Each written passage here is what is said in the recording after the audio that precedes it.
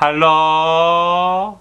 Well, yes, Mr. Tuchel, is it okay if I call you that? Because I don't want to presume, and if you identify as a different gender or something completely different, please feel comfortable enough to share.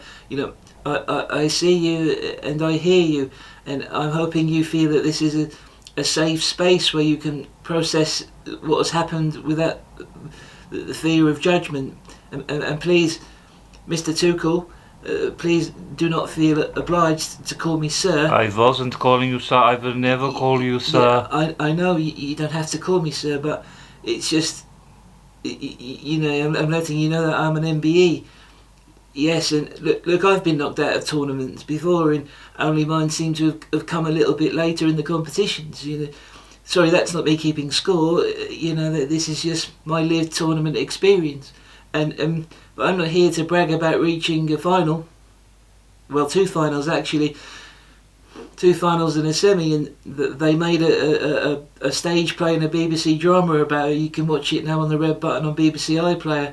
And you know, I'm not sure they'll make one about beating DR Congo or Mexico, but it'd be great if they did. I think it would be correct, really. And but Thomas, if you just allow me, I don't want to make any sort of judgments, but I noticed you had 6 defenders on the pitch, and I'm not one to judge, but I would have went with at least 7.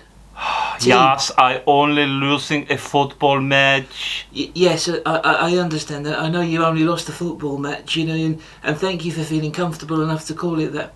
You know, a lot of people are very unfairly calling it a tactical meltdown, and not me, Thomas. I'm in the 0.01% that called it unfortunate circumstances. Although, just as a gentle observation, it can sometimes be helpful not to actively create the conditions for devastation. What are you trying to say? Nothing, no blame, no judgment, and I just noticed that after they went ahead, you decided you chose to go forward. Yes, we needed a goal. Yes, but trying to equalise can create a lot of emotional pressure on the boys, and I'm sure you will have offered them counselling for possible PTSD with the pressures that you put on them. What the hell? Well, I noticed at one point both of your fullbacks went past the halfway line. Yes, this is attacking fullbacks. Please do not call them attacking fullbacks, Thomas. I'm not comfortable with labels. We were chasing the game.